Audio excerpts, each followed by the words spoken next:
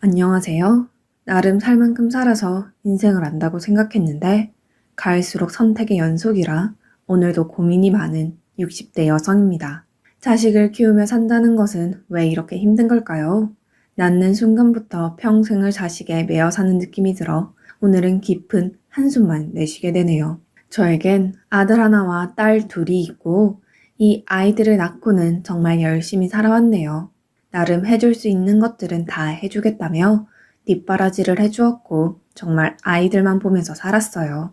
그렇게 아이들 공부를 시키고 취업하는 것을 보면서 시간이 지나다 보니 어느덧 시집 장가를 갈 때가 되었더군요. 딸들도 하나 둘씩 결혼하고 막내 아들도 결혼할 여자가 있다고 말을 꺼냈어요. 줄곧 누군가를 만나는 것 같긴 했는데 갑자기 결혼이라는 말을 꺼내니까 좀 당혹스럽기는 했네요. 엄마, 내가 진짜 좋아하는 여자야. 정말 결혼하고 싶어요. 이렇게 말하는 아들의 말에 마침 홍기도 찼으니 저도 딱히 말할 이유는 없었어요. 그런데 뒤이어 아들이 꺼낸 말은 뭔가 느낌이 좋지 않더라고요. 왠지 모르게 쎄하다 싶었는데 저도 인생을 헛산 건 아니었는지 나쁜 예감이 딱 맞아 떨어지더군요. 근데 엄마, 한 가지 말해둘 게 있어요. 뭔데 그러니? 듣고 놀라시면 안 돼요. 한동안 뜸을 들이던 아들은 딱히 기복 없이 살아왔던 제 인생에 갑자기 돌을 던지는 것 같은 말을 했습니다. 저기 여자친구가 고아원에서 자랐어요. 그래서 부모님이 안 계세요. 저는 듣고 너무 놀라서 바로 대답이 나오지 않더라고요. 고아라뇨. 부모님도 없이 어디서 어떻게 자랐는지 알 수도 없는 아이라니요. 부모가 없다는 사실 자체는 측은하긴 한데 이게 남의 일이었다면 아마 저는 그게 뭐가 문제냐고 말했을지 모릅니다. 하지만 사람 마음이 참 간사하기도 한 것이 이게 제 자식이랑 연관된 일이 되고 내 가족을 드리는 일이 되다 보니까 저도 이런 생각이 가장 먼저 들더라고요. 스스로에게 실망스러울 만큼 제 입장만 우선하게 되었네요. 아들은 제 눈치를 보더니 떠듬떠듬 말을 이어갔어요. 엄마, 근데 정말 좋은 애예요. 사실 말은 안 했지만 나 저번에 아팠을 때 간호해준 친구도 그 친구예요. 아들이 먼 곳으로 취직해서 집과 떨어져 살고 있을 때 한 번 크게 다친 적이 있었는데요. 그때 너무 멀어서 제가 계속 들여다볼 수 없을 때 근처에 사는 친구가 물심양면으로 간호를 해주고 밥도 챙겨주었다는 이야기를 했었어요. 내심 혹시 여자친구가 아닌가 싶기도 했지만 역시나 예상이 맞았더라고요. 하지만 너무나 갑작스럽게 많은 것들을 받아들이고 이해해야 되는 상황이라 저도 쉽게 오케이 하기는 어려웠네요. 그래도 어쩌겠습니까? 일단 저와 남편을 비롯하여 결혼한 딸들도 불러서 함께 만나보게 되었어요. 그런데 정말 아이러니하게도 예상을 벗어나는 일이 생기게 되었네요. 다시 생각해도 믿을 수 없는 일이고 아무리 이때를 되새겨봐도 뭔가 좀 이상했던 것 같아요. 안녕하세요, 어머니. 처음 뵙겠습니다. 고개를 잘 들지도 못하고 어렵게 첫 시작을 떼는 며느리의 모습이란 제가 갖고 있던 나름의 편견을 없애는 묘한 인상이 있었어요.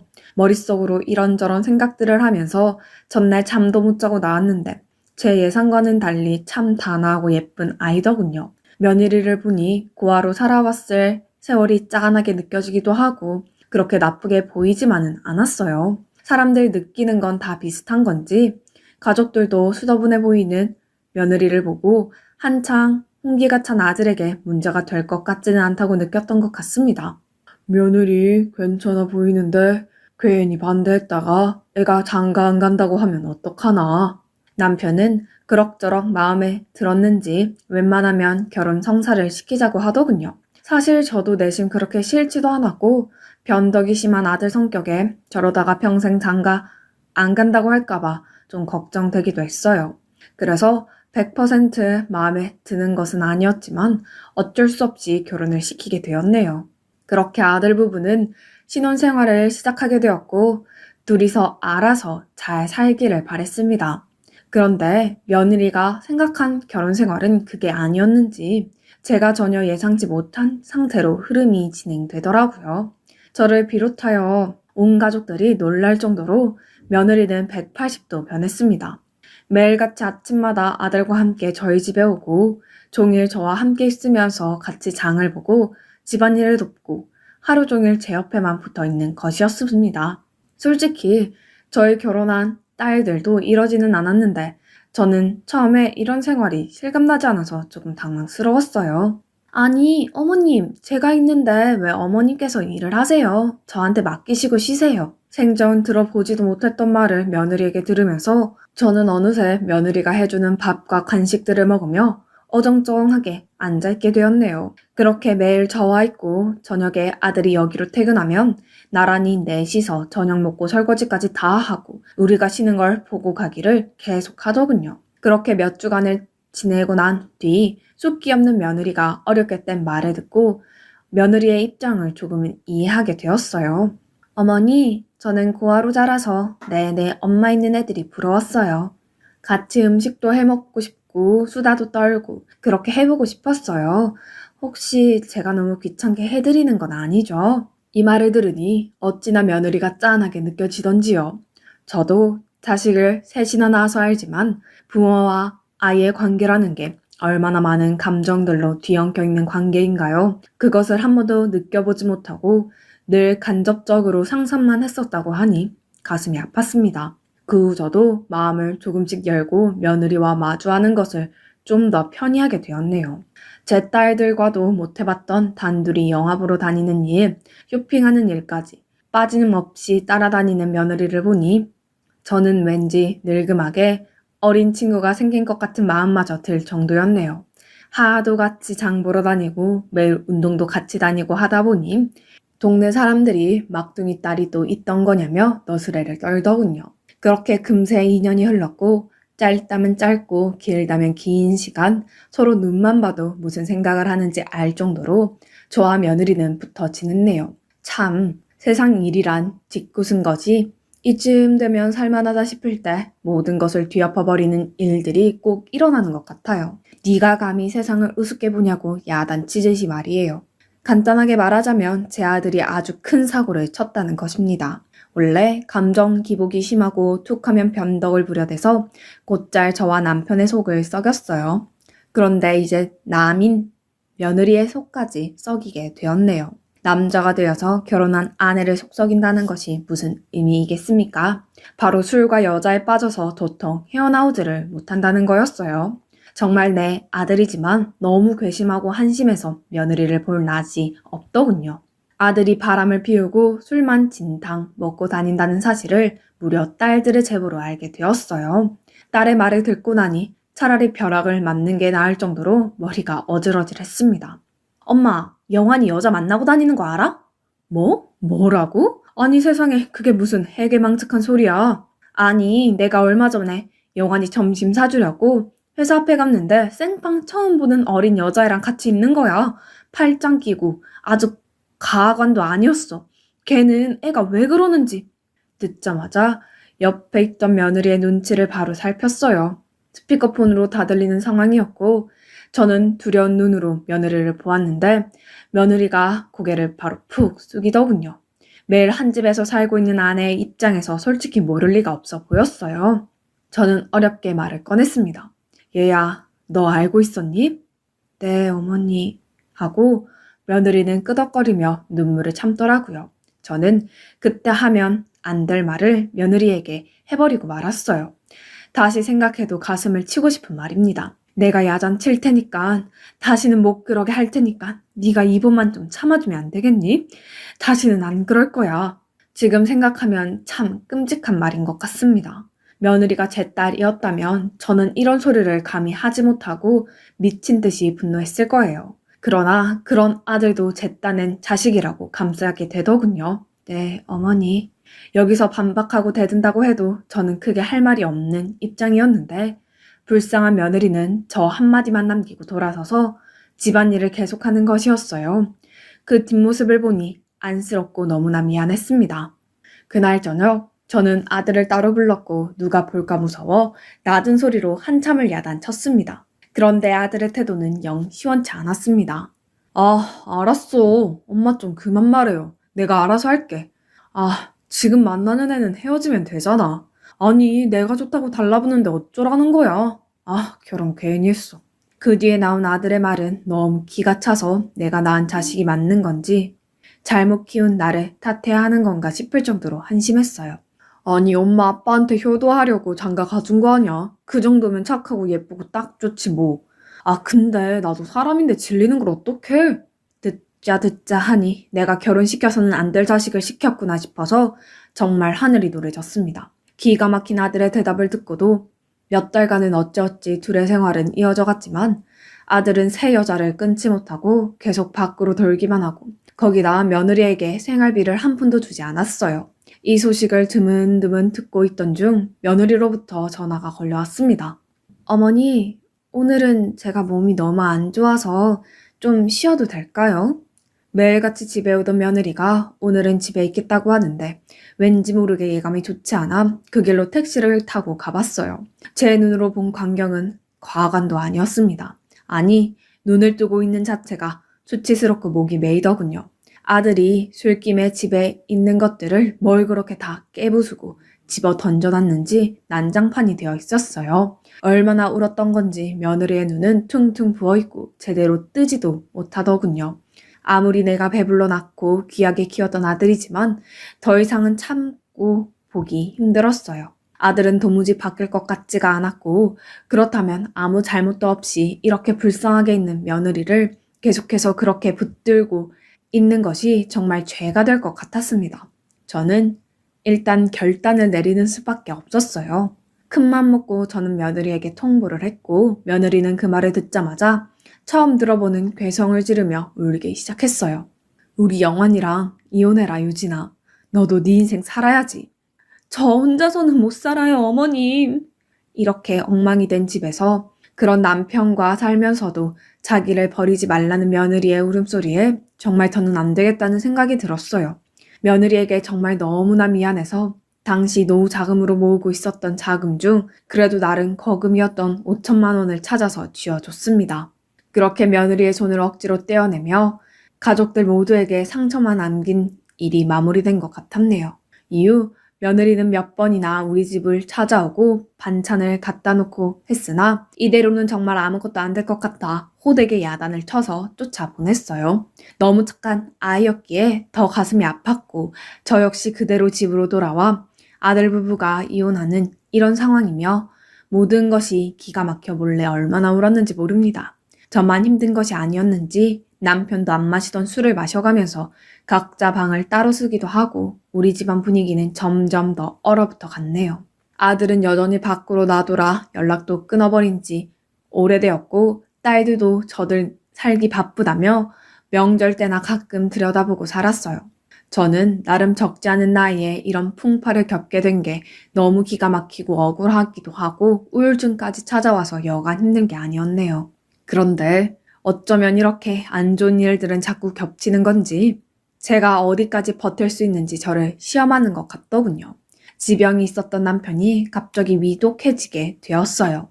우리 나이가 적은 편은 아니었으나 그래도 나름 경제적으로나 건강 관련된 부분에서 크게 문제는 없다고 생각하며 살아왔어요. 하지만 정말 모든 게 한순간이더군요. 저는 뭔가 준비하고 받아들일 새도 없이 순식간에 남편의 죽음을 맞이하게 되었습니다. 세상 일이 다 진저리가 나고 험하게 느껴질 지경이었네요. 몇십 년을 내 곁에 당연히 있어주던 사람이었고 말년으로 갈수록 아들로 인해 둘 다 마음고생이 심하긴 했지만 그래도 서로 한 집에 있으면서 겨우겨우 버텨냈던 것 같아요. 그런데 갑자기 병이 악화되었고 인사도 제대로 나눠보지 못한 채 남편은 제 곁을 떠났어요. 엄마, 어떻게 된 거야? 아빠가 돌아가시다니. 뒤이어 병원으로 달려온 아들과 딸들을 보고 저는 그저 엉엉 울 수밖에 없었습니다. 그나마 애들이 도와줘서 겨우겨우 장례를 치렀고 남편이 남긴 것들을 나중에야 정신 차리고 정리를 하게 되었어요. 이제서야 마음을 좀 바로 잡으려던 차에 저는 또 발목을 잡고 나락으로 떨어지는 일을 겪게 되었습니다. 아니, 애들 아빠 유산이 없다고요? 네, 사모님. 아드님 앞으로 다 돌려져 있더라고요. 유언장에도 명시되어 있었는데 사모님께서는 모르셨던 사실입니까? 이게 어떻게 된 일인지 도저히 알 수가 없어 저는 부랴부랴 아들부터 찾아갔어요. 아들은 술에 떡이 든 채 집안에서 누워 있었고 재촉을 해서 정황을 알아냈더니 저는 왜 남편 혼자 가버린 건지 원망스러울 정도로 경악스러운 상황이더라고요. 아들은 우리와 연락을 끊은 몇 년간 술과 도박, 여자에 빠져 살면서 수많은 빚을 져버렸고 저를 볼 면목이 없으니 자기 아빠를 찾아가서 끝도 없이 돈을 타냈던 모양이에요. 저도 이 무렵 때는 우울증으로 지쳐서 남편과의 대화가 거의 없었기에 잘 몰랐는데 그때 이렇게 아들에게 돈을 주고 있었다고 합니다. 원망스럽기도 했지만 자식이라고 차마 끊어내지 못했던 남편의 마음도 모르는 것은 아니어서 너무 괴로웠어요. 그래도 그렇지 유산이 다 아들 앞으로 돌아갔다뇨. 아들은 완전히 도박에 눈이 멀어 돈 따위를 우습게 생각했고 병상에 있던 자기 아버지를 조르고 보채서 그렇게 누나들과 엄마인 저도 생각하지 않은지 자기 앞으로 다 돌려버렸더군요. 더 충격적인 건 그 돈을 거의 다 탕진해 버렸다는 것이었어요. 엄마, 얼마 없어. 아니, 나한테 남은 건 이제 없어요. 아니, 다 써버렸다니까? 아들은 텅 빈 눈으로 저를 보며 그마저도 술로 망가져버린 혀로 말하더군요. 하루아침에 저는 저와 남편이 살던 집까지 경매에 넘어가는 상황이 되었고 작은 단칸방에서 살아야 할 형편에 치닫게 되었어요. 나이 60을 바라보는 나이에 경제적으로 이렇게 바닥을 찍게 될 줄은 꿈에도 생각지 못했습니다. 피가 역류하는 것을 느끼며 정말 아들을 가만두지 않겠다는 생각을 하며 있었는데 충격적인 전화 한 통이 걸려왔어요. 이영환 씨, 어머님 되십니까? 아들의 전화로 다른 사람의 목소리로 저를 찾는다니. 예감이 너무 좋지 않았어요. 저는 이때 이미 너무 지쳐 있었고 서 있을 힘도 없는 상황이었는데 다음 내용을 듣고 그만 기절해 버렸나 봅니다. 옆집 이웃이 저를 발견해줘서 겨우 정신을 차렸으니까요. 아드님이 운명하셨습니다. 아들이 빌린 돈을 갚으러 왔던 사람들이 집에 찾아왔다가 하도 반응을 하지 않으니 문을 부수고 들어왔다가 아들의 유서와 마지막 모습을 발견했다는 것이었어요. 저는 이쯤 되니 미치지 않는 것이 이상할 것 같은 상황이었습니다. 아들을 보낸 지 얼마나 되었다고 한 달도 되지 않아 아들을 보내야 하다니요. 그것도 자기 손으로 그렇게 가버린 아들이요. 하늘을 올려다보며 소리를 몇 번이나 질렀는지 모릅니다. 차라리 나를 데려가라고요. 너무나도 힘든 시간을 보내던 중 아무 연락도 없는 딸들이 원망스러워 전화를 걸었더니 저에게 돌아오는 말들이란 차라리 저는 이때 전화를 걸지 말았어야 했어요. 엄마는 아빠가 영원이한테 돈 주고 있을 때 뭐 했어? 자식은 영원이만 자식이야? 우리가 엄마 아빠한테 자식이긴 해? 그렇게 영원히 감싸더니 그게 이런 결과야? 나는 엄마처럼 안 살아. 연락하지 마. 이 말을 듣고 저는 정말 모든 걸 다 끊어내고 싶었어요. 모든 식음을 전폐하고 아무것도 하지 않고 그대로 조용히 있고 싶더군요. 이따금씩 옆집 이웃이 들여다보면서 자꾸 걱정하고 뭔가 주는 바람에 겨우 버티기는 했지만요. 점점 두통도 심해지고 이제 울음도 나오지 않고 먹는 것도 불규칙해 허기도 제대로 느껴지지 않아서 멍하니 누워있기만 했어요. 그런데 어느 날 누군가 문을 두드리더니 겨우 일어나서 대답을 했는데 왠지 목소리가 나지 익었어요. 나를 아는 사람인가 싶었는데 정확히 제 이름을 부르는 것이었어요. 누구인지 이런 곳을 찾아오는 게 어울리지 않을 정도로 화려한 옷을 휘감고 있었고 머리부터 발끝까지 고급스러운 분위기를 풍기는 아줌마였습니다. 왠지 얼굴 낯이 익는 것 같기도 하고 아닌 것 같기도 해서 조금 헷갈리던 차에 그 아줌마의 입에서는 충격적인 말이 나오더군요. 어머니, 저 유진이에요. 어머니 며느리요. 기력이 하나도 없어 일어날 수도 없었지만 그래도 있는 힘껏 눈을 뜨고 찬찬히 다시 얼굴을 봤어요. 살이 조금 찐 것 같긴 했으나 분명 며느리임이 틀림없었어요. 혈색도 좋고 낯선 분위기가 가득했으나 얼굴은 분명 맞았어요. 아니 어떻게 이곳을... 겨우 입을 떼는 저를 며느리는 와락 끌어안더니 엉엉 울더군요. 한참이나 그렇게 울고 저도 그만 그간의 삶에 대한 서러움이 터져나와 영문 모를 울음이 쏟아져 나왔어요. 서로 부둥켜 안고 우느라 각자의 어깨가 너무 젖어서 민망할 정도가 되어서야 몸을 떼었습니다. 며느리는 제 아들과 이혼한 후 좋은 남자를 만나서 재혼을 했고 남편의 사업이 잘 되어 점점 부유하게 되었다는 겁니다. 한동안 세상과 연을 끊으며 지내왔던 제가 듣고 어렴풋이 알 정도면 상당히 유명한 곳인 듯 했습니다. 어쩌다 절 찾게 됐는지 물었고 그 뒤에 하는 며느리의 대답은 정말 심금을 울리더군요. 어머니, 저에게 처음으로 엄마 같은 애정을 주셨던 건 어머니였어요. 맨날 얻어맞고 바보 취급을 당하던 저를 사람 대접해 주셨잖아요. 저에게 엄마란 어머니의 이미지밖에 떠오르지가 않더라고요. 저는 그닥 잘해준 것도 없는데 듣는 내내 그저 울음만 나올 뿐이었습니다. 제가 찾아가는 거 싫어하실까봐 그렇게 꾹 참아왔는데 도저히 견딜 수가 없어 얼마 전에 다시 알아봤더니 어머니가 힘든 상황에 계시다는 걸 알게 되었어요. 그래서 신뢰를 무릅쓰고 이렇게 찾고 찾아서 여기까지 오게 되었어요. 내 배 아파 낳은 아들도 딸들도 나를 버렸는데 이 아이는 내가 뭐가 볼 게 있다고 이 흥미진 동네에 있는 저를 찾아온 것일까요? 그 뒤에 이어지는 며느리의 말은 꿈인지 생신인지 혼란스러울 정도의 제안이었습니다. 어머님, 저희 집 근처 아파트를 하나 얻어놨어요. 제 마음대로 처리해서 죄송해요. 전에 사시던 동네에 있던 스타 아파트 아시죠? 재건축해서 더 좋아져서 어머니 편하게 모시기에 정말 좋겠더라고요. 제가 이제 어머니 며느리는 아니지만 그렇다면 딸로서 모시게 해주실 수는 없는 걸까요? 며느리가 말하며 내민 아파트 계약서를 보니 예전에 우리가 살던 부촌에 있던 곳이고 다시 재건축을 하고 있을 때 저희 집 가세가 기울어 영영 꿈도 못 꿔보고 나오게 된 곳이에요. 아마도 제 생에는 도저히 도전해 볼 수 없는 그런 엄청난 곳이었는데 며느리는 제 이름으로 계약을 해주고 그곳에 제 거처를 옮겨가게 해주었어요. 눈 깜짝할 사이에 일을 처리해버리곤 일주일에 2번은 꼬박 저를 찾아와서 종일 시간을 보내주는데 솔직히 아직도 이 생활이 실감나지 않습니다. 얼떨결에 며느리가 제발 그쪽으로 가서 같이 살자고 해서 오긴 했지만 이래도 되는지 민망스럽기도 하고요. 오래도록 상처있고 내리막막 가던 저에게 며느리는 저를 다시 잡고 끌어올려주면서 매주 용돈도 주고 냉장고도 비지 않도록 채워주며 그렇게 저를 살갑게 섬겨주네요.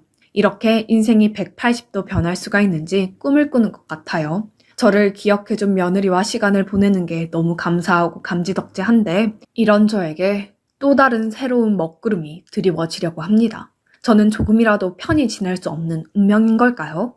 바로 엊그제 친딸들이 대체 이 상황을 어떻게 알고 찾아온 건지 이 근처에 살고 있어서 뭔 소식이라도 들었던 걸까요? 매몰차게 연락을 끊을 때는 언제고 나란히 저를 찾아왔더라고요. 그래놓고 겨우 안정을 찾아가던 제 속을 다 뒤엎어버리는 말을 합니다. 엄마, 이서방이 사업하는 게 너무 안 돼서 나 진짜 못 살겠어. 애들 교육은 어떡해? 우리 거리에 나 앉게 생겼어. 엄마, 혼자 이렇게 좋은 집 살면서 딸들 생각은 안 해? 어찌 갈수록 제 원망만 하더니 끝은 결국 돈 얘기더군요. 그래서 그런데 이 아파트 담보로 우리 대출 좀 해주면 안 돼? 이 정도면 충분히 나을 것 같은데, 제발 부탁이야. 엄마 한 번만 해주라. 너무 머리가 아프고 한숨이 나와서 일단은 둘 다 쫓아보냈어요. 곧 있으면 며느리가 올 시간이 되기도 했고요. 어떻게든 마주치게 하고 싶지도 않았고 정말 끔찍했어요. 그런데 지금 가장 복잡하고 머리 아픈 건 접니다. 그렇게 딸들을 내쫓긴 했지만 저것들도 자식이라고 남편 사업이 망해서 손자들이 낳게 되었다니 그걸 애미로서 어떻게 그냥 두고 봐야 되는 걸까요? 사실 똑같이 자식인데 유산이 아들 아닌 딸들에게도 좀 갔더라면 저 고생 안 했을 것 같기도 하고 미안하기도 하고요. 저에게 이렇게 고급스럽고 비싼 아파트가 사실 이 나이에 당치도 않기도 한데 참 복잡한 마음이 듭니다. 저만 보고 이렇게 지원해준 며느리를 생각하니 이러지도 저러지도 못하고 있는데 대체 어떤 결정을 하는 것이 좋을까요?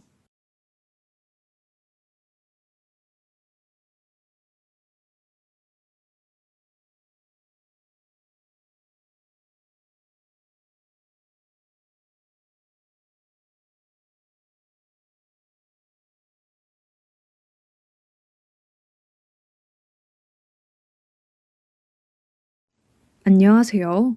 어느새 환갑도 훌쩍 넘기고 칠순을 바라보는 나이가 된 할머니입니다. 이제 이 나이가 되고 보니 사는 즐거움이 뭔지도 알게 되고 그래서 요즘은 사는 재미만을 쫓아다니면서 즐겁게 살고 있는데요. 돌이켜 보면 인생사, 세용지마라고 다 좋은 일도 나쁜 일도 있었는데 우리 자식들 이야기를 한번 해볼까 합니다. 저는 제법 부잣집에서 나고 자랐습니다. 위로 언니들은 아주 높은 교육을 받았고요. 그런데 저는 언니들만큼 공부에 재미를 못 들여서 일찍부터 어머니께 일을 배웠어요. 근사하게 차려입고 학교를 다니는 언니들이 멋있게 보였지만 저는 저대로 또 일이 재미있었습니다. 친정 아버지께서 학교를 오래 안 다닐 거면 얼른 시집가라고 하셔서 성인이 되자마자 얼른 식을 올렸죠. 집안끼리는 이미 얘기가 다 돼 있었어서 저는 동네에서 제법 땅 부자로 소문난 집으로 시집을 오게 되었어요. 남편은 선친으로부터 물려받은 땅도 있었는데 수완이 아주 좋은 사람이었습니다. 땅이야 아무리 갖고 있어도 도지 둬서 버는 걸로는 한계가 있다고 하며 땅을 다 팔아 큰 축사를 하나 지어 소를 키우기 시작했습니다. 저야 아무것도 모르니 농사 짓고 남는 건 도지를 주면 될 텐데 괜히 고생을 한다고 했지만 한 10년 부지런히 소를 먹이니 남편 선친 때에 비해서 큰 부자가 됐고 또 10년이 지나니 근방에 사는 사람들 중에는 제일 부자라고 소문이 났습니다. 그 지역에서는 이름난 한우 생산자가 되었죠. 한우만 키운 것도 아니고 소를 키우면서도 계속 땅을 사고 팔고 또 농사를 크게 짓고를 되풀이했습니다. 남편이 지역에서 위세 꽤나 부리니 그때부터는 가만히 앉아서도 뭘 하면 돈이 된다는 귀뜸이 들어온 거죠. 그렇게 시집 온 지 20년 만에 동네에서는 인망 있고 지역에서도 손꼽는 부자가 되었습니다. 하지만 대단한 부자 행사는 한 번도 해본 적이 없습니다. 소문이 그렇게 난 것이지 실제로 대단한 부잣집 사모님 소리를 들을 만큼은 아니었습니다. 꼭 필요한 일이 아니면 함부로 돈을 허투루 쓰는 일도 없었죠. 그렇다고 구두쇠 짓을 한 것은 없지만 가끔 남편을 보면 뭘 위해서 저렇게 돈을 버나 싶을 때도 있었으니까요. 자식들 공부도 다 시키고 이제 좀 한숨 돌리면서 살아볼까 했는데 남편이 위암에 걸렸습니다. 어느 때부터 식사만 하면 체한 것 같다고 말씀하시곤 하더니 병원에 가니 겨우 수술이나 해볼까 할 정도였죠. 꼭 3년을 버티고 돌아가셨어요. 애아빠가 돌아가셨을 때 큰애는 이미 큰 천물점을 차려주어서 걱정 없이 잘 살고 있었고 둘째도 의료기기 사업을 하면서 돈을 잘 벌고 있었습니다. 이제 눈에 밟히는 자식이라면 당시 아직 장가도 안 난 막내였습니다. 막내 아들은 당시 큰 도시에 나가 학원을 차리고 있었습니다. 당시로서는 학원이 꽤 잘 된 모양이었는데 애미는 그런 줄은 모르고 그저 결혼도 안 한 막내로만 알고 있었지요. 그래서 항상 길가에 내놓은 자식처럼 불안하게만 생각하고 있었습니다. 그러던 막내가 어느 날 갑자기 저를 찾아왔어요. 이참에 큰 사업을 해보겠다고 돈을 좀 마련해 달라는 것이었죠. 재산이 있어도 위로 형들이 있는지라 우선 형들과 상의해보라고 했더니 엄마, 걱정 안 하셔도 돼요. 주변에 좋은 분들도 많이 계시고 그래서 도움도 많이 받고 있어요. 저만 열심히 하면 되는 일인데 크게 망할 일이 뭐가 있어요. 형들한테도 다 이야기하고 온 거예요. 아들들한테 전화를 돌려보니 이미 형들에게 다 다녀온 것인지 다들 막내를 도와주라고 했어요.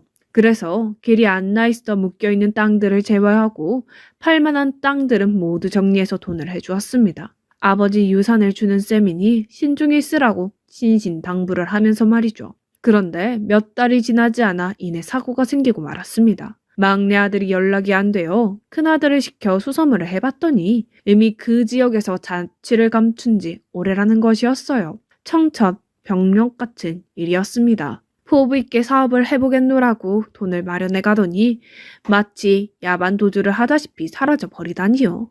아들 셋 중에 첫째와 둘째는 제 성격을 닮아 수더분하고 자기 분에 맞는 일을 하는 것을 좋아합니다. 그래서 큰 욕심을 내지 않고 대학을 졸업하고 자기 길을 찾아갔지요.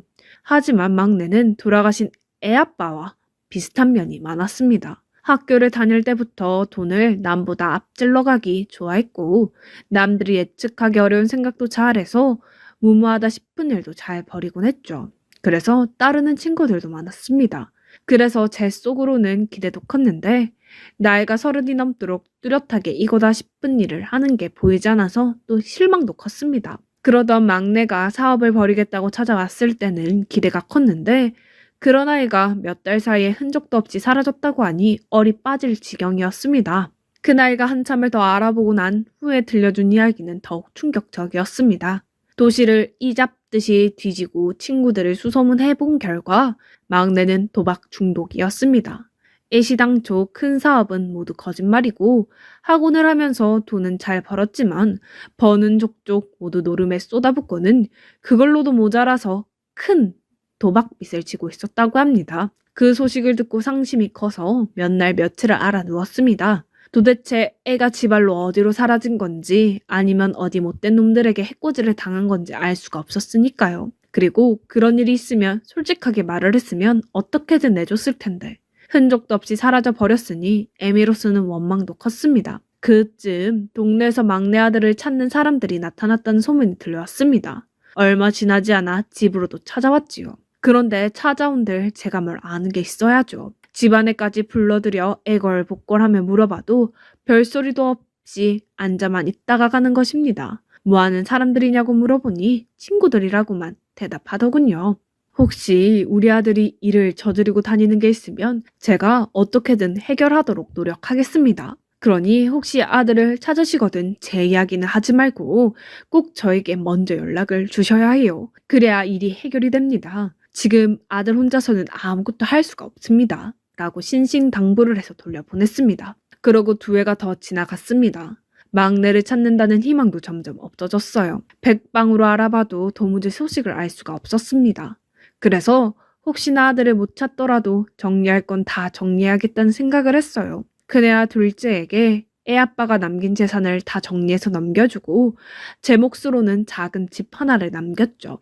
물론 언제든 막내 아들을 찾게 되었을 때를 대비해 약간의 여지는 남겨두었습니다만 그 처분은 모두 아들들에게 맡기는 것이 옳다고 여겼어요. 2 아들들은 이미 충분히 자리를 잡았으니 동생을 잘 보살펴줄 거라고 생각했기 때문이죠. 특히 둘째 아들의 사업이 날로 커져서 형제가 돈 문대로 다툴 일은 없다는 믿음이 있었습니다. 그런데 아무리 생각해도 한 가지 이해가 되지 않는 점이 있었습니다. 만일 도박 빚 때문에 도망이 간 것이라면 있는 돈을 모두 들고 도망갔어야 이치에 맞는 일입니다. 그런데 막내는 학원 관련된 모든 것을 깔끔하게 정리하고 사라졌다는 것입니다. 말하자면 학원비를 한 푼 떼인 사람이 없다는 것이었죠. 그렇다면 급하게 도망을 간 것은 아니라는 이야기가 되죠. 그런데 주변 사람들이 하는 말이 하나같이 막내가 도박에 빠져 돈을 모두 날리고 빚을 지고 있었다고 하니 또 그렇게 봐야 하루아침에 애가 연락도 없이 사라진 것이 설명이 되었습니다. 참 귀신이 곡할 노릇이었습니다. 혹시 어디 절에 숨어 있거나 스님이 되었나 해서 알아봐도 그런 사람은 찾을 수가 없었죠. 집에 혼자 있으니 걱정거리 만드는 것 같아서 제 앞으로 낸 예금을 모두 털어 작은 가게를 하나 시작했어요. 돈 벌자고 시작한 것은 아니고 그냥 소일거리 삼아서 시작한 가게라 그저 간단한 안주 팔고 해장국이나 팔면 좋겠습니다. 그런데 생전 안 해본 장사라 그런지 그것도 마음 같진 않더라고요. 저야 편안한 마음으로 시작한 가게지만 찾아오는 손님들은 그런 생각으로 오시는 게 아니니까요. 세상 사람들이 다 동네 사람들 같다고 생각했으니 나이 들고도 참 세상 물정을 몰랐던 꼴입니다. 가격이 싸도 싼 가격에 맞게 요구가 많은 손님들이 있고요. 뒤늦게 손님들 입맛에 맞춰보려고 노력했지만 혼자서 하다 보니 힘에 부쳐서 어느 순간에 가게 월세 내기도 빠듯한 지경이 되어버렸습니다. 또 늦게까지 계시는 손님들을 단속도 못하다 보니 다음날 가게를 늦게 여는 날도 잦았고요.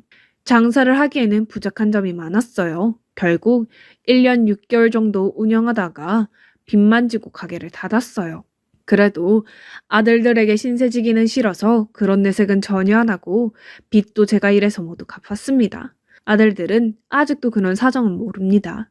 동생 뻘되는 사람의 가게에서 늦게까지 손이 부르트도록 일을 해도 몸은 고돼도 마음은 오히려 이상하게 편했습니다.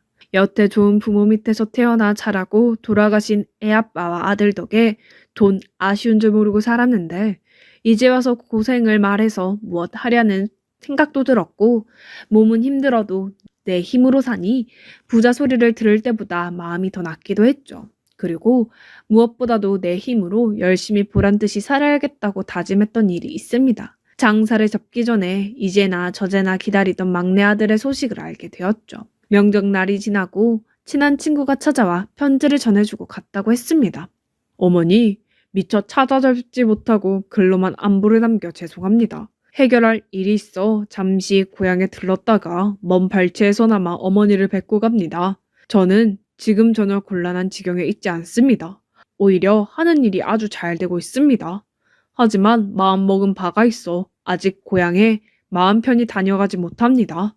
다시 뵙게 되는 날엔 어머니를 기쁘게 해드릴 수 있을 만큼 좋은 모습을 보여드릴 수 있을 겁니다. 어머니의 건강한 모습을 보게 되어 기쁩니다. 다시 뵙는 날까지 내내 건강하시길 바랍니다.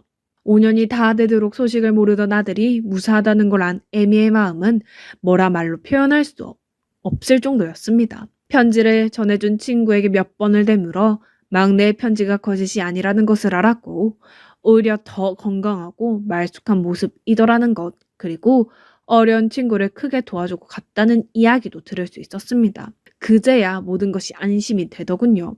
도박 빚도 좋고 돈도 아무래도 좋았습니다. 그저 살아서 하는 일이 다 잘 된다는 사실만 해도 그것이 그렇게 고마웠습니다. 그래서 친구를 통해 말을 전했죠. 고향에 올 수 없으며 내가 찾아가도 좋으니 꼭 있는 곳을 알려줘라고 해줘요. 잠깐이라도 만나보고 이야기라도 좀 하게 연락이 되면 꼭 전해줘요. 그리고 다시 5년이 흐를 때까지 막내의 소식은 더 이상 들을 수 없었습니다. 그러던 중에 저는 새로운 사람을 만나 재혼을 하게 되었죠. 제가 식상하던 시절에 단골이었고 개인 택시를 운영하는 사람이었습니다.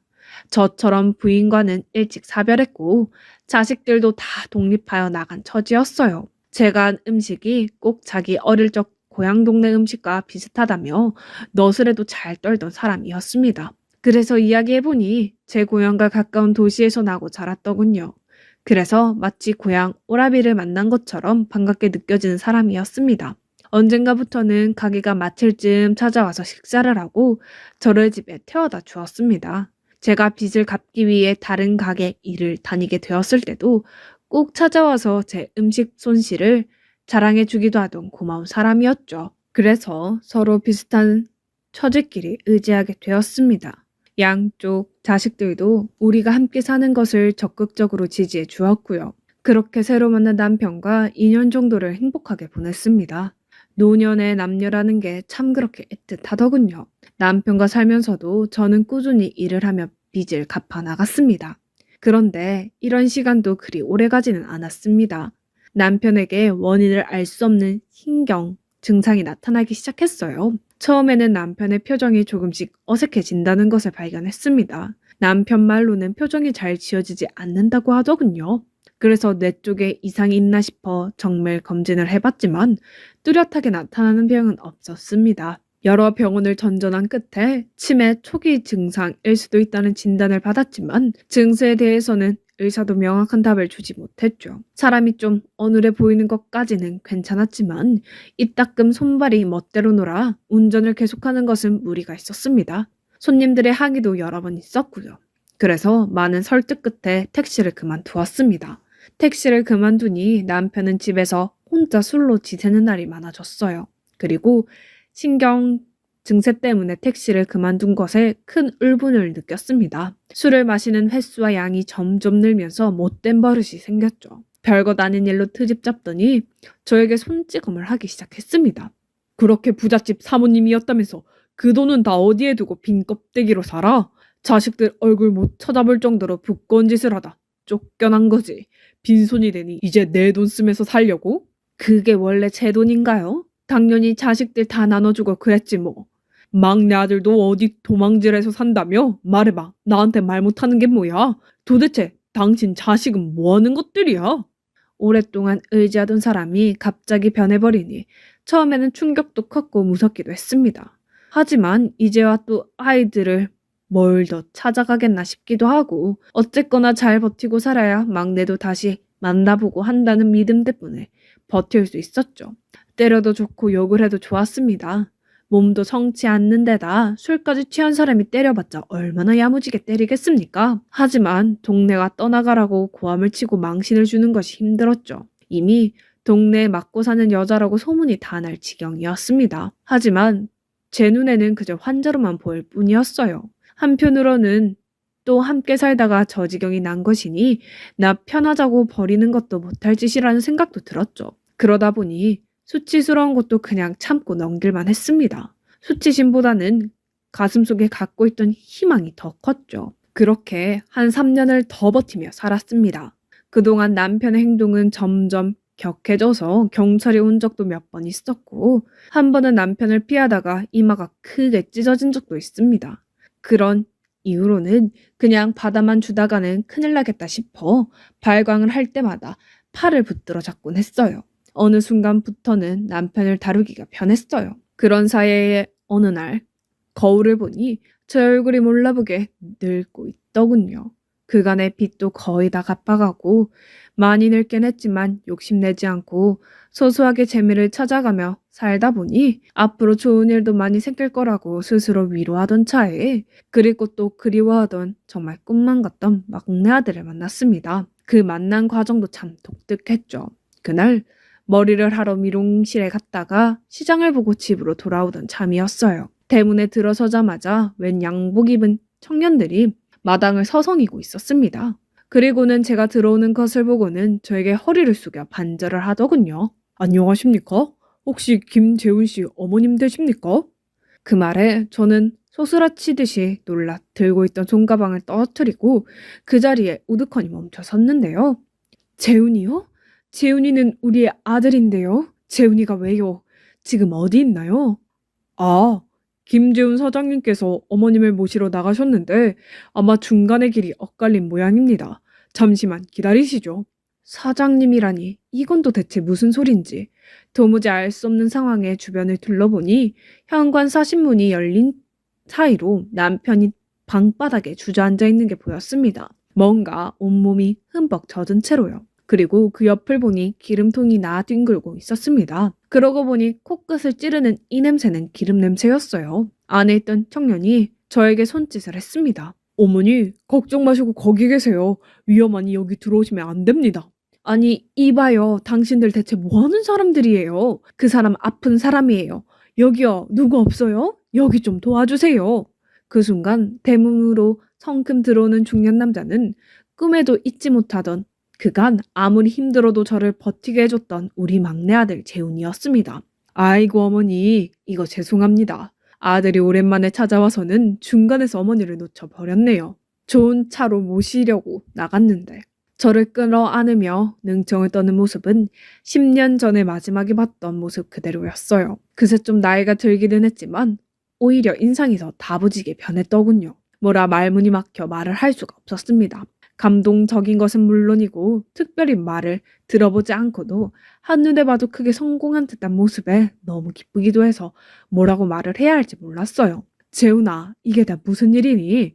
그렇게 잘하고 있다더니 뭘 해서 이렇게 번듯해졌어. 애미가 이제 원이 없다, 원이 없어. 엄마, 저는 그동안 엄마 소식 다 듣고 있었어요. 좀 연락도 하고 찾아왔어야 됐는데 엄마 사는 이야기를 들어보니 내가 뭐 선물 사들고 기분 좋게 올 수가 없어서. 아들의 말은 이랬습니다. 저를 찾아오기 위해 고향 친구에게 제 안부를 물어보다가 남편과 제 사이에 흉흉한 동네 소문을 알게 되었고 홧김에 사람들을 고용해서 내려왔다고 합니다. 아니, 그래서 왜 엄마가 저 아저씨한테 맞으면서 사는 건데요? 엄마가 뭘 그렇게 잘못했는데. 엄마, 내가 엄마 이야기도 다 알겠는데 술 먹고 사람 때리는 사람하고는 못 사는 거야. 엄마 알겠죠? 2번 생각도 하지 말고 얼른 챙겨서 나오세요. 이제 저랑 사시면 돼요. 그러면서 아들은 이별 위로금이라며 그 자리에서 1,000만 원을 남편에게 건넸습니다. 좀 천천히 그간 이야기도 들어보고 사는 것도 정리하고 싶었는데 하도 성화를 해대는 바람에 남편에게는 잘 있으라는 소리도 못하고 재훈이와 함께 서울로 올라갔지요. 올라가는 길에 아들에게 들은 그간의 이야기를 요약하면 이렇습니다. 10년 전 그때 아들에게 큰 액수의 도박빚이 있었던 것은 사실이지만 그것이 저에게 받아간 금액만큼 큰 액수는 아니었다고 합니다. 어느 정도 빚을 갚고 남은 돈으로 사업을 시작하려고 했던 것은 사실이니 저에게 아예 거짓말을 한 것은 아니었죠. 재훈이 딴에는 새 출발을 하고 싶었던 것입니다. 그 사업의 내용이라는 것이 평소 친하게 지내던 학원 강사들과 의기투합하여 학원을 하나 새로 내는 것이었는데 그중에 재훈이와 사귀던 장래를 약속했던 여자가 있었다고 하네요. 그런데 대부분 이야기가 다 오고 간 시점에서 그 여자가 아들을 배신했다고 합니다. 찻집 가지고 있던 돈마저 잊을 위기였지만 다행히 돈을 지킬 수 있었는데요. 그 여자의 배신으로 동료들의 마음이 떠나버렸고 대형 학원을 만들고자 했던 아들의 꿈이 물거품이 되어버린 거죠. 빚을 갚고 남은 돈이래 봐야 혼자서 뭘 할 수가 없으니 고민하던 아들은 결국 학원을 정리한 후에 남은 돈을 들고 수도권으로 올라오게 된 겁니다. 그리고 겨우 아파트 전세를 한 채 구하고 이번이 마지막이라는 각오로 다시 과외와 학원 일을 시작했다고 하네요. 이를 악물고 한 끝에 이듬해부터는 매년 2억이 넘는 순이익을 벌게 되었고요. 그 시점에서 이미 둘째 아들과는 종종 연락을 하고 있었다고 합니다. 그리고 그렇게 모은 돈으로 여기저기 투자를 하고 예전 동료들이 차린 새 학원에도 투자를 해서 큰 돈을 모으게 되었다고 하네요. 이것이 그간의 전말입니다. 이야기를 들어보니 참 기가 막힌 세월이었습니다. 그래도 그렇지 왜 연락 한 번 없었냐고 원망을 하니 엄마, 그게 어떤 돈이었는데요. 그 돈의 10배를 넘게 벌기 전에는 아버지 산소 앞에 설 자격이 없다고 생각했지요, 뭐. 아무튼 그렇게 되어 지금 저는 성공한 아들의 보살핌 덕에 새로운 인생을 즐겁게 보내고 있습니다.